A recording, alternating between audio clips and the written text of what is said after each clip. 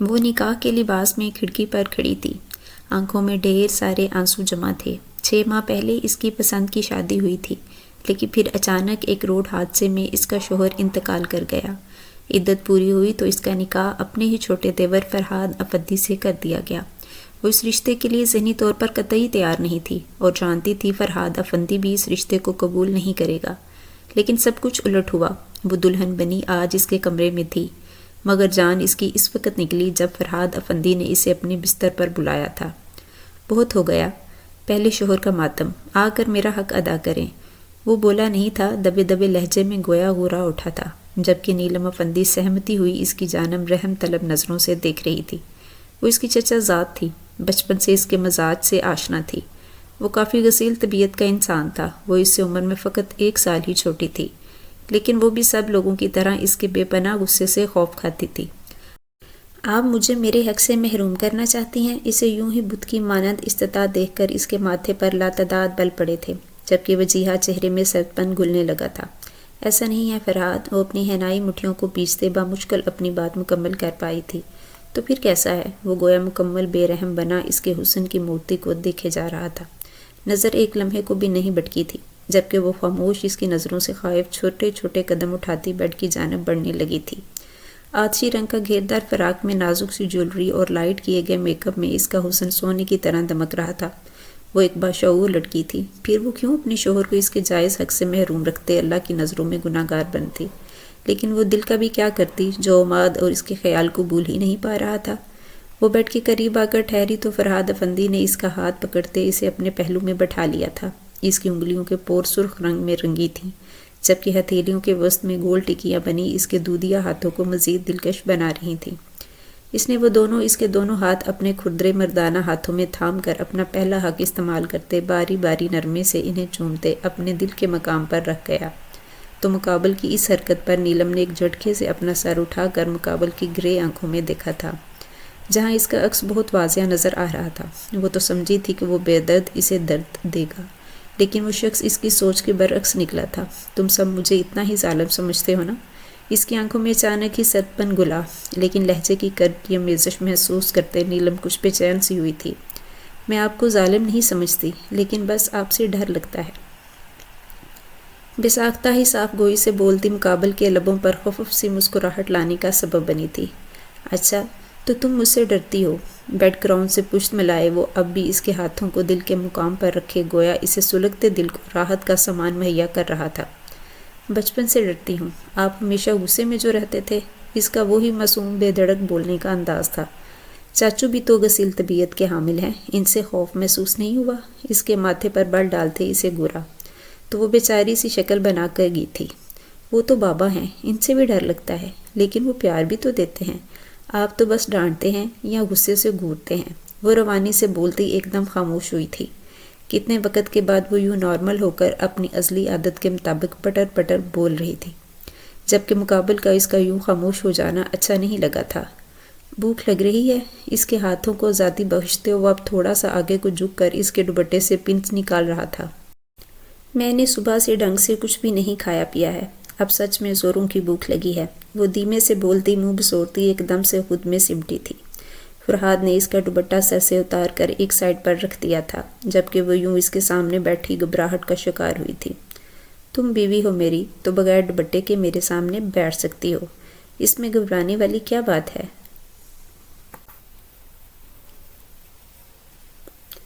اس کے سنجیدہ انداز کو دیکھتے نیلم مزید ایک لفظ بھی منہ سے نہیں نکال پائی تھی، لیکن اس نے دونوں ٹانگوں کو موڑ کر اپنا چہرہ گھٹنے پر ٹکا دیا تھا۔ وہ اس کے سامنے فطری جھجک محسوس کر رہی تھی، جب کہ وہ بے نیاز سا انٹرکام پر کھانا لانے کی ہدایت دیتا بیڈ پر سے اٹھ گیا تھا۔ ملازمہ کھانا لا رہی ہے، جب تک میں شاور لے کر چینج کر لیتا ہوں۔ تم یہی سکون سے لیٹ جاؤ، اور اپنے اصلی باروب انداز بولتا ڈریسنگ روم کی جانب بڑھ گیا تھا۔ اس نے وائٹ شلوار قمیض پر بلیک کوٹ پہن رکھا تھا، جو اس کی شاندار پرسنالٹی کو سوٹ کر رہا تھا، لیکن وہ عام لباس میں خود کو پرسکون پاتا تھا۔ اچھے سے شاور لے کر بلیک شارٹ پر وائٹ سینڈو پہنے وہ اپنے نم بالوں کو ہاتھ سے سنوارتے روم میں داخل ہوا تو کھانا ٹیبل پر لگا ہوا تھا، جبکہ اس کے پھولے مسلز والے بازو دیکھ کر نیلم افندی نے سرعت سے اپنی نظریں پھیری تھیں۔ جبکہ گال دہک کر بانپ چھوڑنے لگے تھے۔ اس نے مقابل کو ہمیشہ مکمل لباس میں دیکھا تھا، لیکن یہ اس کا روم تھا، شاید وہ اپنے روم میں ایسے ہی بے دھڑک آدھے ادھورے کپڑے پہنتا تھا۔ تم بیڈ پر کیوں ٹکی ہو؟ آ کر کھانا کھاؤ۔ اسے یوں ہی سر جھکائے مجرم کی طرح بیٹھتے دیکھ کر وہ ڈریسنگ مرر کے آگے کھڑا خود پر کولون کا سپرے کرتے ہوئے پورے روم کو اپنی خوشبو سے مہکاتا اس سے سنجیدگی سے مخاطب ہوا تو وہ بیڈ پر دوپٹہ اٹھا کر خود پر لیتی تیزی سے بیڈ سے اترتے صوفے کی جانب بڑھ گئی تھی۔ وہ خود تو چینج کر آیا تھا، لیکن وہ بھی تک اسی لباس اور حلیے میں تھی۔ وہ چاہتا بھی نہیں تھا کہ وہ بھی چینج کرے۔ وہ صوفے پر بیٹھی تھی کہ فرحاد افندی خود بھی اس کے ساتھ ہی صوفے پر یوں بیٹھا کہ اس کا گھٹنا نیلم کے گھٹنے سے مس ہو، تو نیلم نے صورت سے اسے گھٹنے کو سمیٹ لیا تھا، جبکہ وہ بے نیاز بنا کھانا نکال رہا تھا۔ جب نیلم نے ہاتھ بڑھا کر پلیٹ اٹھانی چاہی تو اس کا ہاتھ پکڑ کے اسے روک گیا تھا۔ ہم ایک ہی پلیٹ میں کھائیں گے۔ اس کے تحکم زدہ انداز پر وہ چپ چاپ اس کی پلیٹ سے ہی کھانا شروع ہو گئی تھی۔ اس نے شکر ادا کیا تھا کہ مقابل نے ایک ہی چمچ سے کھانے کا حکم نہیں دیا تھا۔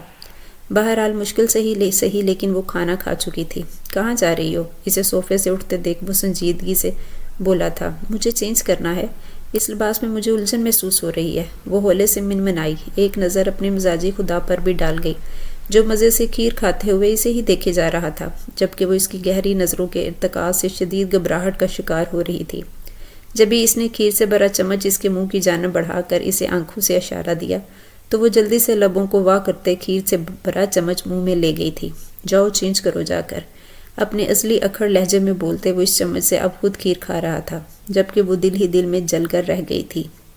میں ان کی بھابھی بھی رہ چکی ہوں، بندہ تھوڑا ادب ہی کر لیتا ہے، وہ کلس کر دل ہی دل میں بولتی آگے بڑھی تھی کہ مقابل کی کلائی پر اپنی گرفت بناتے اسے اپنی طرف کھینچا تو وہ سیدھی اس کی گود میں آ گئی تھی۔ بیوی کا ادب نہیں کرتے، اس سے پیار کیا جاتا ہے۔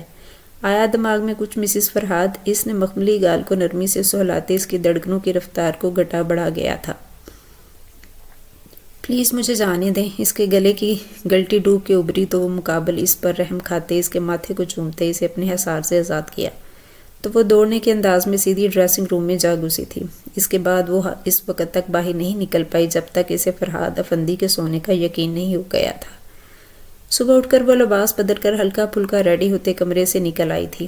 اس کے پلٹ کر سوئے شیر کی جانب دیکھا تک نہیں تھا۔ ڈائننگ ٹیبل پر اس نے ماما بابا بڑے ابا تائی امی اور اس کے بڑے بھائی اور ان کی بیوی اپنے 1 سال کے بیٹے کے ساتھ موجود تھی۔ وہ سب کو مشترکہ سلام کرتی کرسی کھینچ کر بیٹھی تو تمام لوگوں کی نگاہوں کا مرکز اسی ایک کی ذات شریف تھی۔ تم اکیلی ہی چلی گئیں؟ فرحاد کے ساتھ نیچے آتی نا؟ نیچے آواز میں اس کی ماما نے اسے سرزنش کی تو وہ شرمندہ ہوئی تھی۔ فرحاد کا علم تو ہے، وہ اپنی مرضی کا مالک ہے، وہ اٹھا نہیں ہوگا تو بچی خود ہی آ گئی۔ ویسے بھی یہ میری بچی کا گھر ہے، اس پر کوئی پابندی تھوڑی ہے۔ اس کی تائی جھٹ اس کی حمایت میں بول پڑیں تو وہ تشکر امیز مسکراہٹ انہیں پاس کی تھی۔ اس نے کالج پاس آؤٹ کیا ہی تھا کہ ماد کی ضد پر ان کی شادی ہو گئی تھی، حالانکہ اس کا دل آگے پڑھنے کا تھا، یونی میں ایڈمیشن لینے کا تھا، لیکن اماد کے آگے اس کی ایک نہیں چلی تھی۔ وہ بھی کم عمر ہی تھی، اس میں ابھی تو میچورٹی نہیں آئی تھی، اس لیے اکثر اپنے ماں سے ڈانٹ پڑ رہی ہوتی تھی۔ منہ دکھائی میں کیا ملا؟ گود میں بیٹھے اپنے بیٹے کو میٹھا دلیا کھلاتی اس کی بھابھی کے انداز میں ایک کھوج سی تھی۔ آپ کیوں پوچھ رہی ہیں؟ یہ ٹوٹلی ہمارا پرسنل میٹر ہے۔ وہ جو اپنے بھابھی کے پوچھے گئے سوال پر بکھلا اٹھی تھی، فرحاد افندی کی کرخت آواز اور روٹ پہ یہ پہلی مرتبہ اس کی تقویت کا باعث بنا تھا۔ اچھا ہوا رات میں نے منہ دکھائی نہیں دی، ورنہ میری بیوی ہر ایک کے پوچھے گئے سوال کا جواب ہی دیتی رہتی۔ بولتے ساتھ ہی وہ بالکل اس کے پیچھے ہی آ کھڑا ہوا تو ہاتھ بڑھا کر پورے حق سے اس کے دوپٹہ ہلکے سے سرکاتے وہ ہاتھ میں پکڑے گولڈ کے لاکٹ سیٹ کو اس کی سراہی دار گردن کا حصہ بنا گیا تھا۔ ماشاءاللہ میرے شیر کی پسند لاجواب ہے۔ بڑے ابا تو جیسے نہال ہی ہو گئے تھے، جبکہ وہ سب کے سامنے خفت کا شکار ہوئی چہرہ جھکائے ہوئے تھی، گال الگ تپ کر سرخ پڑ رہے تھے۔ ماد بے شک اس سے محبت کا دعوے دار تھا، لیکن اس نے کبھی وہ محبت نہیں جتائی تھی۔ اس نے کبھی سب کے سامنے اس پر یوں بیوی ہونے کا حق نہیں جمایا تھا، بلکہ اکثر اس کی کسی اوٹ پٹانگ حرکت پر اسے سب کے سامنے جھڑک دیتا تھا۔ ناشتہ شروع کرو نیلم۔ اپنے تایا کی پرشفیق آواز کو سنتے ہی وہ ایک دم اپنے خیالوں سے چونک کر باہر نکلی تھی۔ کہاں گم ہو؟ فرحاد کو ناشتہ نکال کر دو۔ اس مرتبہ اس کی ماما نے اسے ٹوک کر آنکھیں دکھائی تھیں۔ شاید اماد کا خیال آ گیا ہوگا، آسان تھوڑی ہوتا ہے پرانے نقش مٹ جانا۔ اس کی بھابھی اٹھنے سے پہلے اپنی کڑوی زبان کا زہر اگلان نہیں بھولی تھی۔ جبکہ نیلم کے بھائی نے اپنی بیوی پر ایک سخت گوری ڈالی تو وہ ہوں کر کے اپنے بیٹے کو لیے وہاں سے نکلتی چلی گئی تھی۔ اپنی بیوی کو سمجھا کر رکھیں بھائی، ورنہ اگر میں نے سمجھایا تو ان سمت آپ کو بھی اچھا نہیں لگے گا۔ میں نہیں چاہتا اس گھر کا ماحول آپ کی بیوی کی وجہ سے خراب ہو جائے، یا تو وہ یہاں سکون سے رہیں یا پھر آپ انہیں اپنے اپارٹمنٹ لے کر شفٹ کر جائیں۔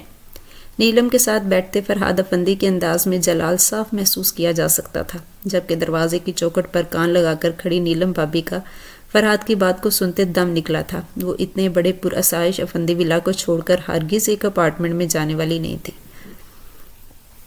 فرحاد تم غصہ مت کرو، تمہاری بھابی کو سمجھا دوں گا، آج کے بعد وہ نیلم پر کوئی طنز و طعنہ نہیں کسے گی۔ وہ ویسے بھی میری قطر کے فرم میں جانے کنفرم ہو گیا ہے، میں جلد اسے لے کر چلا جاؤں گا، اس کی طرف سے میں معذرت کرتا ہوں۔ وہ ایک سمجھدار انسان تھے، جب معاملے کی نزاکت کو سمجھتے اسے رسان سے ٹھنڈا کرنے لگے تھے۔ وہ عماد نہیں تھا جو اپنی بیوی کا مذاق بنائے جانے پر خود بھی ہنس پڑتا، وہ فرحاد افندی تھا جس کی بیوی کی عزت اس کی عزت سے جڑی تھی، جبکہ باقی فیملی اس کے جانے کا سن کر اداس ہوئی تھی۔ لیکن ایک طرح سے اچھا ہی تھا کہ اپنی بیوی کو لے کر یہاں سے جا رہا ہے، ورنہ وہ اپنی عادت کی وجہ سے ہر ایک سے جھگڑا شروع کر دیتی تھی، اور طنز کرنا تو گویا واجب تھا اس پر۔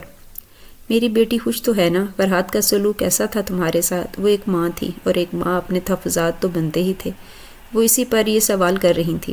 ماما خوشی جیسی کیفیت تو بہرحال بتانا مشکل ہے، بس دل و دماغ پر ایک چھوٹا سا جمود طاری ہے، اور جہاں رہی فرحاد کی بات تو وہ بے شک غصے کے تیز ہیں، لیکن کل میں نے ان کا ایک الگ ہی انداز دیکھا۔ وہ ایک خیال رکھنے والے مرد ہیں، ان کا روب، ان کا غصہ اپنی جگہ، لیکن وہ جوان کی کیئرنگ سائیڈ ہے۔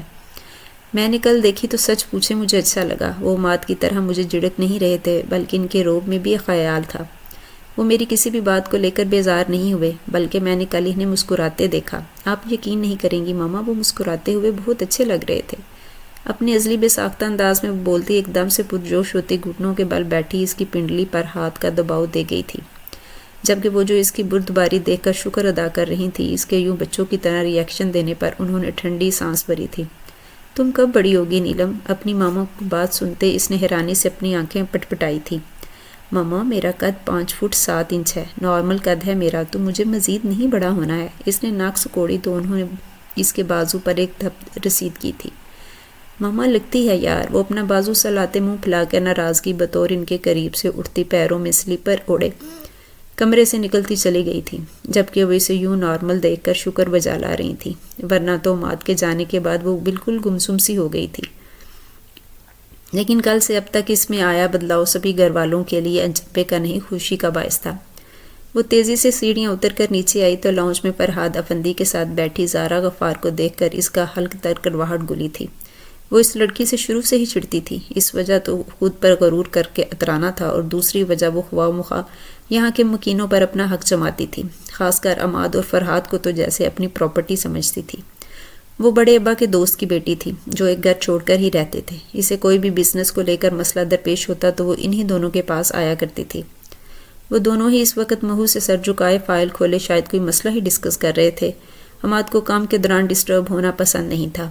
1-2 مرتبہ اسے بات پر زارا غفار کے ساتھ ڈانٹ بھی پڑی تھی، جبکہ وہ سبکی کا احساس محسوس کرتی منظر سے ہٹ جاتی تھی۔ اس وقت بھی وہ وہاں سے کترا کر نکل رہی تھی کہ فرحاد کی باروب پکار پر اس کے پیر زنجیر ہوئے تھے۔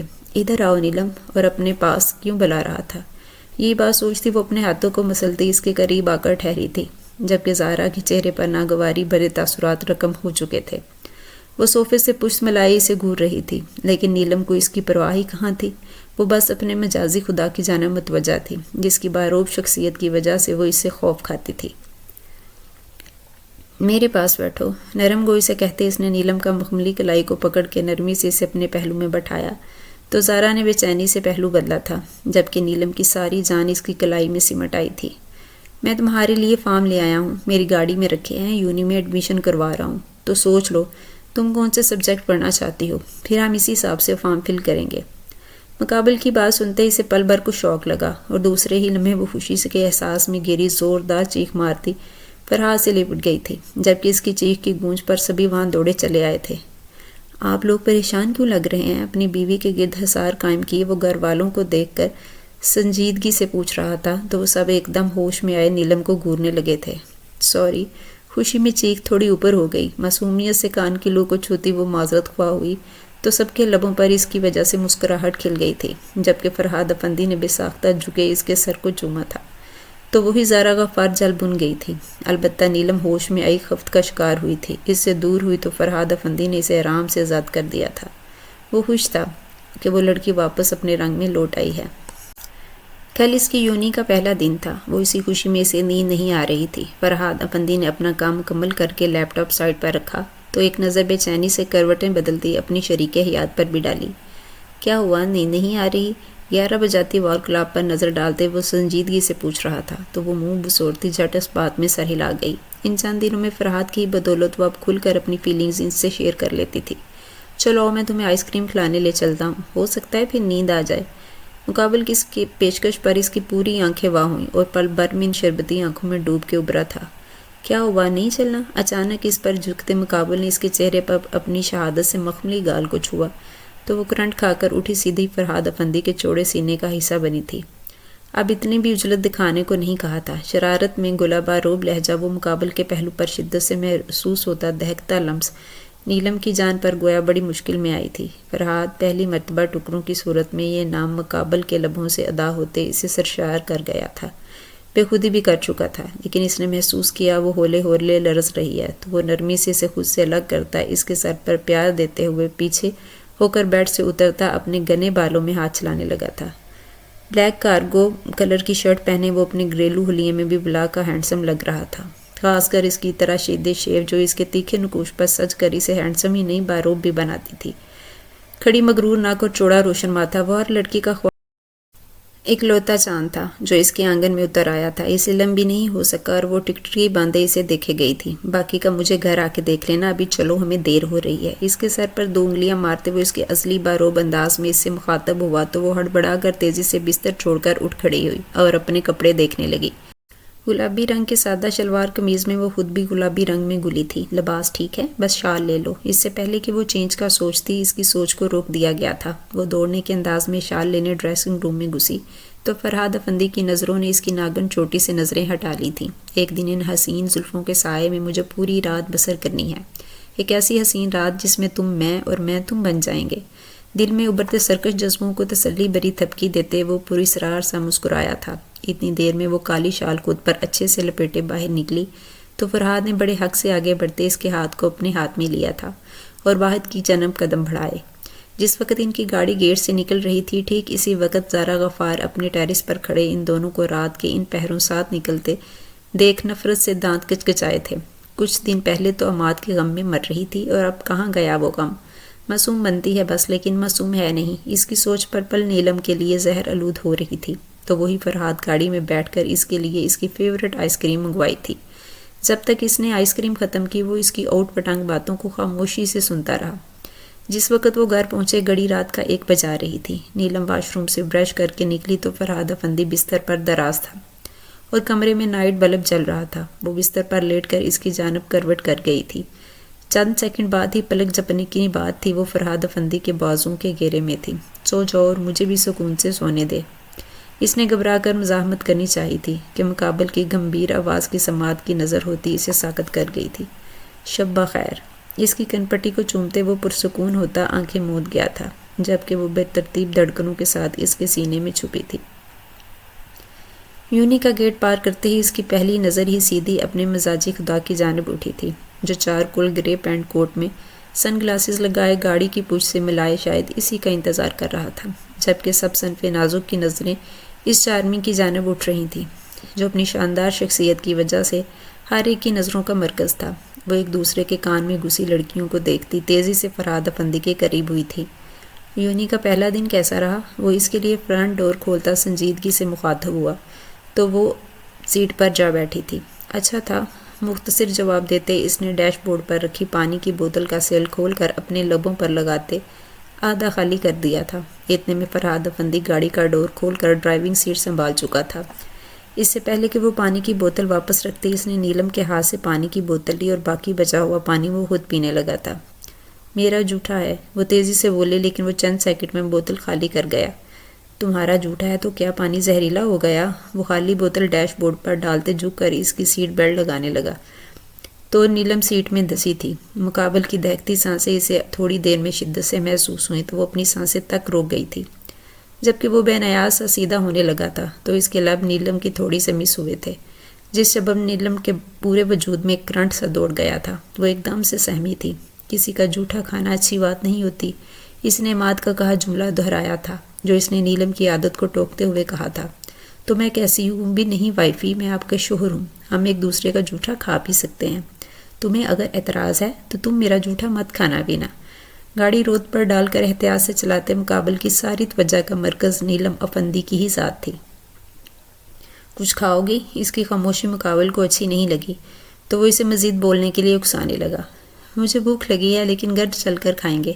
طیبہ نے کہا تھا کہ وہ آج لنچ میں میری پسند کا بنوائیں گی. وہ جو عماد اور فرحاد کا موازنہ کرنے میں مگن تھی، فرحاد کے پوچھے گئے سوال کو سنتی اپنے مخصوص انداز میں بولنا شروع ہوئی تو پورے رستے ہی بولتی آئی تھی. اس نے آج یونی میں کیا پڑھا، پروفیسرز کیسے تھے، وہ سب مزے سے اسے بتا رہی تھی. اس کے چہرے پر بچوں جیسی چمک اور رونق تھی.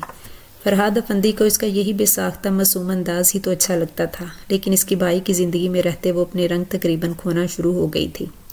لیکن فرحاد افندی اس کا وہی سب رنگ واپس لا رہا تھا. اس کے بھائی نے جو اس کے ساتھ ظلم کیا تھا یہ سب اس کی تلافی تھی، لیکن وہ یہ نہیں جانتا تھا کہ عنقریب اسے نیلم سے شدید محبت ہو جائے گی.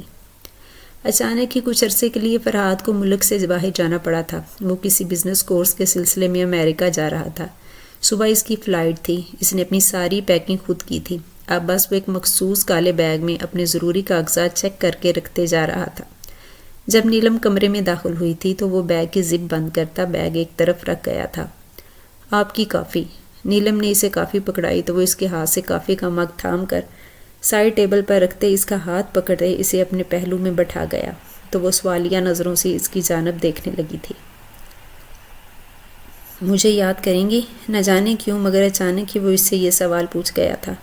پتہ نہیں، یا شاید ہاں یاد کروں گی. وہ کچھ کنفیوز سی صاف گوئی سے بولی تھی، جبکہ نہ جانے کیوں مگر اسے نیلم کا یہ جواب پسند نہیں آیا تھا.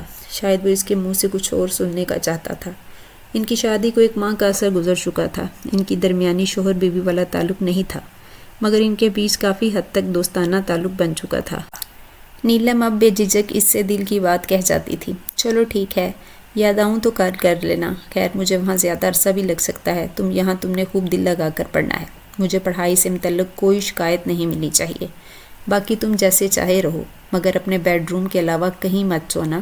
رات دیر تک مت جاگنا. ڈرائیور تمہیں کال کرے تو اسی وقت یونیورسٹی سے باہر آنا.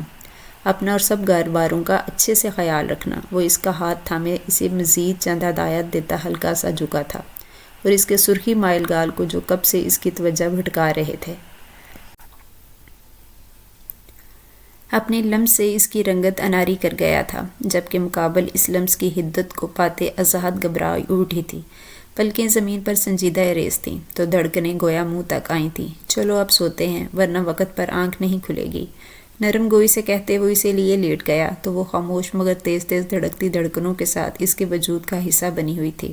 اس کے لیے یہ لمس فرحاد افندی کا استحقاق سے چھونا ہر چیز اسے نئے احساس سے دوچار کر رہی تھی اور اسے یہ سب برا نہیں اچھا لگ رہا تھا. اور پھر فرحاد افندی چلا گیا.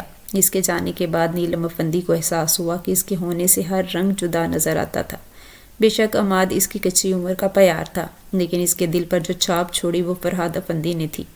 وہ بہت مصروف رہتا تھا تو روز کال نہیں کرتا تھا، ہفتے میں مشکل سے 2 یا 3 مرتبہ، لیکن پھر اس کا دورانیہ بھی کم ہوتا گیا. اس دوران نیلم نے اپنی توجہ پڑھائی پر مرکوز کر لی تھی. ویسے ہی اس کا لاسٹ سیمسٹر چل رہا تھا. وہ چاہتی تھی کہ جب فرحاد آئے تو اسے کامیاب دیکھ کر مقابل کا سینہ فخر سے چوڑا ہو جائے. تمہاری بات ہوئی فرحاد سے؟ کب آ رہا ہے؟ بڑے ابا اپنے بڑے سپوت سے مخاطب تھے. کہہ رہا تھا بس 1 مہینہ اور درکار ہے اسے.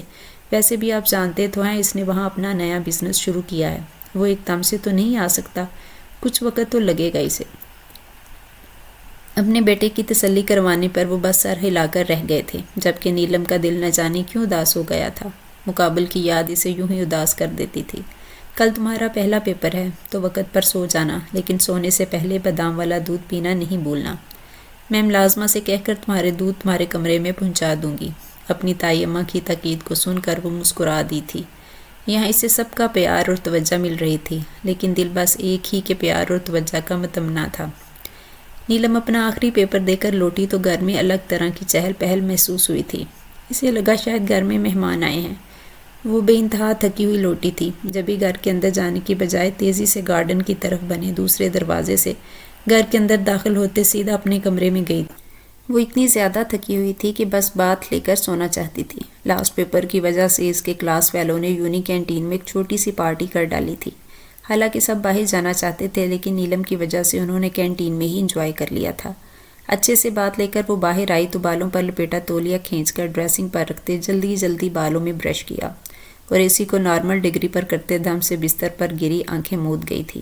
اس کے بعد اسے کوئی ہوش نہیں رہا تھا، جبکہ دوسری طرف نیچے کسی کو بھی اس کے آنے کی خبر نہیں ہو سکی تھی۔ بس فرحاد افندی نے ڈرائیور کو میسج کر کے پوچھ لیا تھا اور وہ جانتا تھا اس کی بیوی گھر آ چکی ہے۔ ارے کوئی نیلم کو بھی تو کال کر کے فرحاد کی آمد کا بتاؤ، وہ بھی تک یونی سے آئی نہیں ہے۔ اس کی ماما کو فکر ہوئی تو وہ شوہر سے مخاطب ہوئی تھی۔ چھوٹی ماما وہ آدھے گھنٹے پہلے ہی گھر آ چکی ہیں۔ اس نے اپنی بات کہہ کر گویا سب کی پریشانی دور کر دی تھی۔ وہ صبح آ کر سب کو سرپرائز دے گیا تھا۔ ناشتہ چونکہ اس نے فلائٹ میں کر لیا تھا تو سب سے مل کر سونے چلا گیا تھا اور ابھی کچھ دیر پہلے ہی جاگ کر نیچے آیا تھا۔ آج کوئی بھی مرد حضرات آفس نہیں گئے تھے۔ اس کی آمد کا سنتے زارا بھی چلی آئی تھی اور اب چائے کی چسکیاں برتے مزے سے فرحاد افندی سے گپیں ہانک رہی تھی، جو پہلے سے زیادہ ہینڈسم ہو گیا تھا۔ میں ملازمہ کو بیچ کر اسے خبر کرواتی ہوں۔ انہیں اپنی بیٹی سے اس قدر لاپرواہی کی توقع نہیں تھی۔ وہ اندر ہی اندر اس پر شدید غصہ ہو چکی تھی۔ چھوٹی ماما وہ تھکی ہوئی آئی ہوگی، پلیز اسے آرام کرنے دیں۔ میں کون سا کہیں بھاگے جا رہا ہوں، وہ اٹھ کر آرام اور تسلی سے مجھ سے مل لے گی۔ اس نے حتمی سنجیدہ انداز میں بولنے پر وہ چپ کر گئی تھی، جبکہ زارا نے جلن کے مارے اپنی ناک سکوڑی تھی۔ چلے اب میں چلتی ہوں، دراصل مجھے شاپنگ کے لیے نکلنا ہے۔ وہ فرحاد سے ملتی وہاں سے اٹھائی تھی۔ وہ ایک باشعور لڑکی تھی۔ نیلم سے نفرت بے شک اسے ابھی بھی تھی، لیکن وہ فرحاد کی خاطر اپنی زندگی خراب نہیں کر سکتی تھی، اس لیے اپنے والدین کی پسند کیے گئے لڑکے کے لیے اس نے حامی بھر لی تھی۔ 1 ماہ بعد اس کی شادی تھی۔ مزید کچھ وقت گھر والوں کے ساتھ گزار کر فرحاد افندی دل کی بڑھتی بے چینی کے سبب اپنے کمرے کا رخ کر گیا تھا۔ جس وقت وہ نیم اندھیرے کمرے میں داخل ہوا، نیلم مزے سے گہری نیند میں غرق تھی۔ فرحاد افندی نے ڈور لاک کیا اور متوازن قدم اٹھائے بیڈ کی جانب بڑھنے لگا۔ بیڈ کے قریب ٹھہرتے اس سوئی قیامت کو دیکھ کر یک بارگی اس کا دل بڑے بے دھڑک انداز میں دھڑکا تھا۔ انگوری رنگ کے لباس میں کھلے بال تکیے پر بکھیرے وہ اپنے حسن سے لاپرواہ اس کی آمد سے بے خبر تھی، جو پورے استحقاق سے اپنی بیوی کو دیکھنے میں مہو تھا، لیکن دید کی پیاس بجھنے نہیں بجھ رہی تھی۔ وہ ٹرانس کی اسی کیفیت میں اس کے قریب بیٹھا اور ہاتھ بڑھا کر اس کی آوارہ لٹوں کو اس کے گال اور گردن سے ہٹانے لگا تھا۔ جس سبب اس کی انگلیاں مقابل کے گال اور گردن کو چھوتی اس کے سرکش جذبات ابھر آ رہی تھیں۔ وہ اتنا عرصہ اس سے دور رہ کر اتنا تو جان چکا تھا کہ وہ اس کا دل نیلم کے تابع ہو چکا ہے۔ وہ پہلے آ جانا چاہتا تھا لیکن اس نے خود کوئی نہیں نیلم کو بھی وقت دیا تھا۔ نیلم اس کے لیے اس کے بھائی کا کفارہ نہیں رہی تھی اور وہ اس کی محبت میں مبتلا ہو چکا تھا۔ عماد کے مرنے سے پہلے اسے عماد کی حقیقت کا علم ہو چکا تھا۔ وہ اس بات کو لے کر ان کے بیچ جھگڑا بھی ہوا تھا، لیکن عماد بھٹک کر شیطان کے رستے پر چل نکلا تھا۔ اس کی واپسی گویا اب ناممکن تھی۔ اگر وہ روڈ حادثے میں انتقال نہیں کر جاتا تو اس کی سچائی سب کے لانے کا ارادہ رکھتا تھا، لیکن اس کی موت نے اس کا پردہ رکھ لیا تھا۔ وہ نیلم کی زندگی برباد ہوتے نہیں دیکھ سکتا تھا، لیکن شاید قدرت کو کچھ اور ہی منظور تھا۔ جب سب گھر والوں کی متوقع رائے پر اس کا نکاح نیلم سے طے پا گیا تو اس نے خاموشی اختیار کر لی تھی۔ شاید وہ اسی طرح نیلم کو خوش رکھ کر اپنے بھائی کے کندھوں سے گناہ کا کچھ بوجھ کم کر پاتا۔ وہ ماضی کے سب سے اذیت ناک خیالات ذہن سے جھٹکتے سوئی ہوئی نیلم کے قریب بیٹھ کر بڑی فرصت اور توجہ سے اس کے دلکش نقوش کو اپنی انگلیوں کے پور سے چھوتا، مقابل کو قسم کسانے پر مجبور کر گیا تھا۔ سوئی نیلم نے اپنے چہرے اور گردن پر اس دہکتے لمس کو دور کرنا چاہا تو اسی چاہ میں اس نے اپنی نیند سے سرخ ڈوروں والی آنکھیں واقع تھیں۔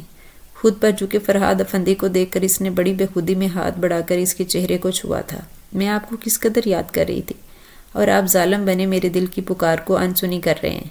وہ اپنے خواب کا حصہ سمجھتی نہ روٹھے انداز میں اس میں شکوہ کرتی مقابل کو مزید اپنے سحر میں جکڑنے لگی تھی۔ میں نے بھی آپ کو مس کیا نیلم فرحاد افندی، اور آپ کی پکار بھی میرے دل تک رسائی حاصل کر چکی ہے۔ جبھی تو میں آپ کے روبرو آپ کے اتنے قریب ہوں کہ آپ مجھے چھو رہی ہیں اور میں آپ کو چھو رہا ہوں۔ دل منہ لیتے ہیں انداز میں بولتے فرحاد افندی نے ہلکا سا جھک کر اس کی تیکھی ناک کو اپنے دانتوں تلے دبایا تو وہ ہوش میں آتی چیخ مار کر ایک دم سے اٹھی اور اس کا سر بڑے زور سے مقابل کے چٹانی سینے سے جا ٹکرایا تھا۔ کیا کرتی ہو یار، ادھر مجھے دکھاؤ کہاں لگی؟ اسے درد سے سسکاری بھر کر اپنے ماتھے پر ہاتھ رکھتے دیکھ کر اسے پیار بڑی ڈانٹ لگائے نیلم کا ہاتھ اٹھا کر اس کے ماتھے کا معائنہ کرنے لگا تھا۔ ماتھا اچھا خاصا سرخ پڑ گیا تھا۔ اس نے اپنی جیب سے رومال نکال کر نیلم کے ماتھے پر رکھا اور اس جگہ اپنا منہ رکھ کر تیز تیز پھونکے مارنے لگا۔ وہ اس کے پھونک سے نکلتی حدت اس کے ماتھے کو جلد میں جیسے حلول ہوتی اس کی تقویت کا باعث بن رہی تھی۔ اب ٹھیک ہے۔ 2-3 مرتبہ یہی عمل دہراتے ہوئے اس کے چہرے کو دیکھ کر فکر مندی سے گویا ہوا تو اسے یاد آ گیا وہ اس سے ناراض تھی۔ آپ اب بھی کیوں آئے ہیں؟ اور پلیز یہ فکر جتا کر آپ یہ مت ثابت کریں کہ آپ کو میری پرواہ ہے۔ سنجیدگی سے کہتی وہ بیڈ سے اٹھنے لگی تھی کہ اس نے جارحانہ انداز میں اسے بازو سے دبوچ کر بستر پر پٹکا تو اس پل میں یاد آیا کہ وہ اپنے جذباتی پن میں شیر کے منہ میں ہاتھ دے بیٹھے۔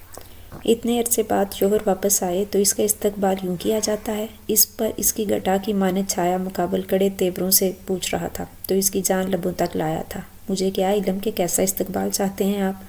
اور آپ نے کون سا آنے سے پہلے مجھے بتایا تھا جو استقبال نہ کرنے کا شکوہ کر رہے ہیں؟ آپ کو تو مجھ سے بات تک کرنے کی فرصت نہیں تھی۔ جواباً وہ بھی ڈر کو پس پش ڈال کر مقابل کے دو بدو ہوئی، لیکن نزلیں ملانے کی غلطی اس نے ہرگز بھی نہیں کی تھی۔ نظر سے نظر ملنی تھی اور اس کی ساری تیز تراری ہوا ہو جانی تھی، جبکہ وہ اس کے بدلے بدلے انداز فرہاد افندی کو شوق جسارت پر اکسانے لگے تھے۔ وہ سچ میں آج اسے بیوی والے روپ میں نظر آتی اس کے سرکش جذباتوں کو ابار گئی تھی۔ میں سکھا دیتا ہوں کہ اچھی بیوی ایک مدت کے بعد لوٹ کر آئے شوہر کا استقبال کیسے کرتی ہے۔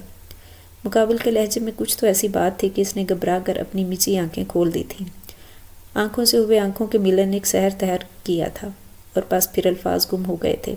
فسوخ اس تنہائی میں بس لمس بول رہے تھے۔ وہ دونوں نہ جانے کب تک یوں ہی ایک دوسرے میں گم رہتے کہ دروازے پر ہو رہی دستک پر نیلم گھبرا اٹھی تھی۔ جسٹ ریلیکس مائی وائف، کچھ نہیں ہوا ہے۔ اس کے دہکتے گال نرمی سے سہلاتے وہ بالوں میں ہاتھ چلاتا اٹھ کر دروازے کی سمت بڑھ گیا تھا جہاں ملازمہ انہیں ڈنر لگ جانے کا بتا کر واپس لوٹ گئی۔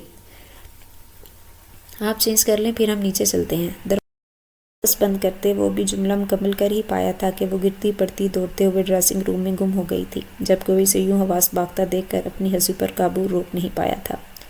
اگلے دن نیلم کی سالگرہ تھی، جس وجہ سے فرحاد نے اسپیشل ڈنر کا انتظام کیا تھا۔ وہ اس کے ساتھ اکیلے میں وقت گزارنا چاہتا تھا۔ اس نے کال کر کے اسے ریڈی ہونے کا کہا تھا، جبکہ باقی گھر والوں کے ساتھ مل کر وہ کیک کٹ کر کے اپنی گفٹ بین سے لے چکی تھی۔ اس کے بھائی کی کال بھی آئی تھی۔ وہ تو اس کی بابی نے بھی شرمن حضوری کرتے برتھ ڈے وش کر دیا۔ بلیک کلر کی گھٹنوں کو چھوتی گھیردار فراک میں وہ کندن کی طرح دمک رہی تھی۔ لائٹ سا میک اپ کیے، بالوں کی چوٹی بنائے، ایک کلائی میں بھر بھر کے سرخ رنگ کی چوڑیاں پہنی، دوسری کلائی میں رسٹ واچ باندھے اس نے درمیانی سائز کی جھمکیاں کان میں پہنی تھی، گلے میں منہ دکھائی کی مالا چین لاکٹ پہن رکھی تھی۔ اس نے ایک نظر خود کو آئینے میں دیکھا تو دنگ رہ گئی۔ اس قدر تیاری کے ساتھ فرحاد افندی کے ساتھ جانے کا سوچتے ہی اسے ٹھنڈے پسینے آنا شروع ہو گئے تھے۔ اتنے میں اس کے موبائل کی میسج بپ سنائی دی اور اس نے جلدی سے فون اٹھا کر میسج چیک کیا تھا۔ جلدی سے نیچے آئیں، مختصر جملہ پڑھتے ہی اس نے دوپٹے کا اسٹائل سر اور گردن کے گرد لپیٹا اور شال سے اچھے سے خود کو کور کر کے پاؤں میں کھسے پھنسائے وہ تیزی سے کمرے سے نکل آئی تھی۔ خارجی دروازے پار کر کے بلیک کوٹ پینٹ میں اس نے فرحاد افندی کو اپنے ہی انتظار میں کھڑے پایا تھا۔ اسے جھجک کر اپنے قریب آتے دیکھ کر فرحاد افندی کی نگاہ ایک لمحے کو نہیں جھپکی تھی۔ وہ بلا کی حسین لگ رہی تھی۔ یوں لگتا تھا کہ عنقریب وہ مقابل کے عشق میں دیوانہ ہونے والا تھا۔ جبکہ وہ اس کی نظروں سے خائف چھوٹے چھوٹے قدم اٹھائے گاڑی کے پاس آ کر ٹھہری تو وہ ہوش کی دنیا میں لوٹا۔ اس نے سیٹ کا دروازہ کھول لیا اور گاڑی میں بیٹھی تو دروازہ بند کر تیزی سے گھوم کر اپنی سیٹ سنبھال گیا تھا۔ اتنی دیر میں نیلم نے سیٹ بیلٹ لگا لی تھی، جسے دیکھ کر وہ سر جھٹکتا گاڑی سٹارٹ کر کے گھر سے نکل آیا تھا۔ گاڑی میں اس وقت خاموشی چھائی ہوئی تھی، بس دو دلوں کے دھڑکنے کی صدا آ رہی تھی۔ وہ شہر کے سب سے بہترین ریسٹورنٹ میں لایا تھا اور اس کے لیے اسپیشل ٹیرس میں ٹیبل سیٹ کروائی تھی جہاں ان دونوں کے علاوہ کوئی نہیں تھا۔ وہ چہرے پر خوشکن تاثرات لیے چاروں جانب دیکھتی فرحاد افندی کی کھینچی گئی کرسی پر جا بیٹھی تھی۔ کیسا لگا میرا سرپرائز؟ اس کی جانب مخمور نظروں سے دیکھ مقابل کے لہجے میں ایک آنچ سی تھی۔ یہ سب بہت اچھا لگ رہا ہے، دھیمے شرم گلم لہجے میں بولتے وہ مقابل کو مزید اپنا اسیر کر گئی تھی۔ آپ کافی بدل گئی ہیں، مطلب میچور ہو گئی ہیں۔ وہ بے ساختگی اور مسز کا بچپن مس کر رہا تھا۔ اس کے ساتھ والی کرسی سنبھالے فرحاد افندی نے اس کا ہاتھ نرمی سے سلایا تو گویا اس کی ساری جان اس لیئر لمس میں سمیٹ آئی تھی۔ ماما نے کہا ہے کہ اب میں بڑی ہو چکی ہوں تو مجھے بڑوں جیسی حرکتیں کرنی چاہیے۔ اچھا نہیں لگتا مجھ پر یہ اوٹ پٹانگ حرکتیں کرنا۔ شوہروں کو میچور بیویاں اچھی لگتی ہیں، سادگی سے بولتی وہ اسے دلکش کہکہ لگانے پر مجبور کر گئی تھی۔ جبکہ وہ آنکھیں پھاڑے اسے یوں کھل کر مسکراتا دیکھ کر حیران تھا۔ یار آپ اتنی کیوٹ ہیں، اتنی معصوم تھی، جو بات چھپانے والی تھی اسے بھی وہ بتا گئی تھی۔ آپ جیسے ہیں بالکل ویسے ہی رہنا، مجھے بدلی ہوئی نیلم افندی نہیں چاہیے۔ یوں لگ رہا ہے وہ کسی اور کے ساتھ بیٹھا ہوں۔ آپ جناب چھوٹی ماما کی فکر مت کریں، اور اگر آپ پھر کو ڈانٹیں تو یہ بات بولیں، کہنا کہ فرحاد افندی کو آپ انہی اوٹ پٹانگ حرکتوں کے ساتھ قبول ہے۔ اسے ایک جھٹکے سے اپنی جانب جھکاتے ہوئے اس کی آنکھوں میں دیکھتا مزید اس کی جانب جھکتا اس کے ماتھے پر نرم سا بوسہ دے گیا تھا۔ اس لمس میں عقدت محسوس کر کے نیلم کی روح تک سرشار ہوئی تھی۔ اتنے میں ویٹر کیک لے کر آیا، جو ایک دوسرے کی نظروں میں دیکھ کر دنیا بلائے بیٹھے ہوئے تھے، سیدھے ہو کر بیٹھے تھے۔ مقابل نے اٹھ کر اس کے پیچھے آتے ہلکا سا جھک کر اسے اپنے حصار میں لیے اس کا ہاتھ پکڑ کے کیک کٹ کروایا، اور کیک کا پیس اس کے منہ میں آدھا دے کر باقی آدھا وہ اپنے منہ میں رکھ گیا تھا۔ آج فرحاد افندی کا انداز جدا تھا۔ وہ اپنے ہر ایکٹ سے اس کی دھڑکنوں کی رفتار بڑھائی جا رہا تھا۔ جیسے اس کی نچلی ہونٹ پر لگی کریم کو اس نے اپنے انگوٹھے سے سمیٹا تو وہ گویا خود میں سمٹ گئی تھی۔ پھر ہلکی پھلکی باتوں کے درمیان انہوں نے ڈنر کیا تھا، اور اس کے نمبر پر ایک جانے پہچانے نمبر سے کال آنے لگی، جسے دیکھ کر فرحاد افندی کے اعصاب تن گئے تھے۔ نیلم نے کہا کہ اچانک اس کے چہرے پر نرم نقوش میں کرختگی گھلی تھی۔ اس نے کال ریسیو کرتے بس دوسری جانب کی بات سنی اور اٹھ کھڑا ہوا۔ آپ ڈنر کریں، میں ابھی آتا ہوں۔ پیار سے اس کے گال کو چھو کر وہاں سے نکلتا چلا گیا، تو نہ جانے اس کے دل میں کیا سمائی کہ نیلم بھی اٹھ کر اس کے پیچھے ہی نکل گئی تھی۔ اس نے دیکھا کہ فرحاد افندی ایک خوش شکل لڑکے کے قریب جا کر ٹھہرا تھا، لیکن اس کے چہرے کا جلال وہ صاف دیکھ سکتی تھی۔ وہ مزید پلر کا سہارا لے کر آگے بڑھی تو اسے فرحاد افندی کی سرد غسیل آواز سنائی دی۔ تمہاری جرأت کیسے ہوئی مجھے کال کرنے کی؟ وہ اسے خونخوار نظروں سے دیکھ رہا تھا، جبکہ مقابل بے بس سا نظر آ رہا تھا۔ میں اپنے ڈیڈ کے انتقال پر پاکستان آیا ہوں، ورنہ تو مات کے جانے کے بعد میں فوراً ہی یہاں سے چلا گیا تھا۔ اس کے بعد دل ہی نہیں لگا میرا، لیکن آج تمہیں یہاں دیکھ کر میں خود کو روک نہیں پایا۔ وہ لباتے ہوئے بول رہا تھا، جبکہ مقابل کا بس نہیں چل رہا تھا کہ اسے چیر پھاڑ دے۔ تم جیسے بے غیرت اور بے ایمان لوگوں سے میرا کوئی تعلق نہیں، سمجھے؟ اور نیچی آواز میں داڑا تھا، لیکن تمہارے بھائی کا تو تعلق تھا نا مجھ سے۔ جواباً وہ بھی دو بدو ہوا تو فرحاد افندی نے لپک کر اس کا گریبان اپنی مٹھی میں کچھ اس طرح جکڑا کہ اسے اپنی سانسیں گھٹتی محسوس ہوئی تھی، جبکہ نیلم خوف اور الجھن کے ملے جلے تاثرات لیے انہیں سن رہی تھی۔ لیکن نہ جانے کیوں اس کا دل کسی انہونی کے خیال سے بیٹھا جا رہا تھا۔ وہ یہاں سے بھاگ جانا چاہتی تھی، لیکن پاؤں جیسے زمین نے جکڑ لیے تھے۔ ایک لفظ منہ سے نکالا تو منہ کھولنے کے لائق نہیں بچو گے۔ قوم لوط کی پیروی کرنے والوں کے لیے دنیا بھی جہنم، اور آخرت میں اس سے بڑی جہنم تیار ہے۔ تم بے غیرتی کے قصے اگر تمہاری زبان سے نکلے تو تم زمین سے باہر نہیں، زمین کے اندر نظر آؤ گے۔ اب دفع ہو یہاں سے، دوبارہ نظر آئے تو سانسیں چھین لوں گا تمہاری۔ سرخ آنکھوں کی دہشت نے مقابل کو گنگ کر دیا تھا، جبکہ اس کے دل دہلاتی دھمکی سنتے وہ جلدی سے سر کو ہلاک گیا تھا، اور اس نے بری طرح پرے دھکیل دیا تھا، جس سبب وہ پلر سے ٹکرایا اور گرتا پڑتا دوڑتے وہاں سے نکلا تھا، ورنہ مقابل نے شاید سچ میں اس کی جان ہی لے لینی تھی۔ وہ خود پر قابو پاتا اپنے بالوں میں انگلیاں چلاتے جیسے ہی آگے بڑھا، پلر کے ساتھ پشت ملائے بے جان سی کھڑی نیلم کو دیکھ کر اس نے کرب انداز میں آنکھیں موند کر کھولی تھیں۔ وہ نیلم کے قریب آتا اسے دونوں شانوں سے تھام گیا تو اس نے اپنی بے تحاشا گلابی پڑتی آنکھوں سے مقابل کی جانب دیکھا تھا۔ مجھے گھر جانا ہے۔ اس کے سپاٹ لہجے اور ویران آنکھوں کو دیکھ کر وہ فقط اسبات میں سر ہلا گیا تھا۔ اس متعلق فی الحال وہ کچھ بھی بولنے کے قابل نہیں تھی۔ گھر آ کر وہ گاڑی سے تیزی سے نکل کر دوڑتی ہوئی اندر کی جانب بڑھ گئی۔ وہ بھی لب بینچ کر گاڑی سے نکل کر اس کے پیچھے ہی گیا تھا۔ وہ تو شکر تھا کہ سب گھر والے اپنے اپنے کمروں میں جا چکے تھے، ورنہ وہ کس کس کو اور کیا کیا وضاحتیں دیتا۔ وہ کمرے میں آیا تو نیلم کو تکیے میں منہ دیے ہچکیاں بھرتے دیکھ کر اس نے کرب سے آنکھیں مچی تھیں۔ وہ اس کا درد اچھے سے سمجھ رہا تھا۔ اس نے ڈور لاک کیا اور اسے کچھ دیر کھل کر رونے دیا، خود چینج کرنے چل دیا تھا۔ 10 منٹ بعد وہ شاور لے کر چینج کر کے واپس آیا تو وہ اب بھی اسی طرح لیٹی ہوئی ہچکیاں بھر رہی تھی۔ اس مرتبہ فرحاد افندی کی تیوری چڑھی تھی۔ بس کریں، اور کتنا رونا ہے؟ سنجیدگی سے کہتا ہے وہ اس کے قریب بیٹھا تھا، اور ایک جھٹکے سے اٹھ کر اس کے وجود کا حصہ بنتی اس کی پشت پر دونوں ہاتھ کس گئی تھی، جبکہ وہ اس کی اس حرکت پر ساکت ہوا تھا۔ کیوں کیا امید نے میرے ساتھ ایسا؟ وہ مجھ سے بہت محبت نہیں کرتے تھے تو کیوں مجھے دھوکے میں رکھ کر شادی کی؟ شاید وہ سمجھے کہ میں معصوم ہوں تو وہ مجھے آرام سے بے وقوف بنا لیں گے، اور دیکھیں وہ اپنے مقصد میں کامیاب رہے۔ وہ زکام زدہ لہجے میں بولتی ایک مرتبہ پھر شدت گریہ سے رو پڑی تو فرحاد افندی نے اس پر اپنی گرفت مضبوط کرتے اس کا سر چوما تھا۔ یہ اس کی اذیت کم کرنے کی ایک کوشش تھی۔ یوں لگ رہا تھا کہ عماد کی موت آج واقع ہوئی ہے، اور یہ سچ بھی ہے، میرے دل نے آج ان پر فاتحہ پڑھ لی ہے۔ روتے ہوئے بولتے اس نے ہچکی بری تو اس پر کمر سہلانے لگا تھا۔ وہ کبھی میرے نزدیک نہیں ہوتے تھے، وہ کبھی قریب ہو جاؤں تو جھٹک دیتے تھے۔ انہوں نے کبھی مجھے یوں نہیں دیکھا جیسے آپ دیکھتے ہیں، کچھ یوں نہیں چھوا جیسے آپ چھوتے ہیں۔ آپ کے ساتھ مجھے مکمل ہونے کا احساس دلایا، ورنہ مات کے ساتھ تو میں ادھوری سی تھی۔ وہ بولتے ہوئے پھر ہچکی بھر گئی تو فرہاد افندی نے ایک مرتبہ پھر جھک کر اس کا سر چوم کر اس کی پشت کو سہلایا تھا۔ میں کیسے دیکھتا ہوں تمہیں؟ اس کے لرزتے وجود اور ذہنی حالت کو دیکھ کر اس نے بات بدلنا شروع کی تھی۔ آپ استحقاق اور پیار بھری نظروں سے دیکھتے ہیں۔ آپ کا یوں دیکھنا مجھے حیا میں مبتلا کرتا ہے، لیکن مجھے اچھا بھی لگتا ہے، اور آپ جب چھوتے ہیں تو پیٹ میں تتلیاں سی اٹھتی ہیں، دل کی دھڑکن بڑھ جاتی ہے اور ہتھیلیوں میں پسینہ پھوٹ پڑتا ہے۔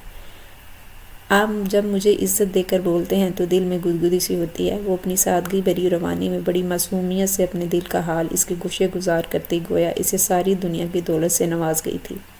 اب بس کریں، اپنے اس حسین اظہار سے کیا آپ میری جان لے لیں گی؟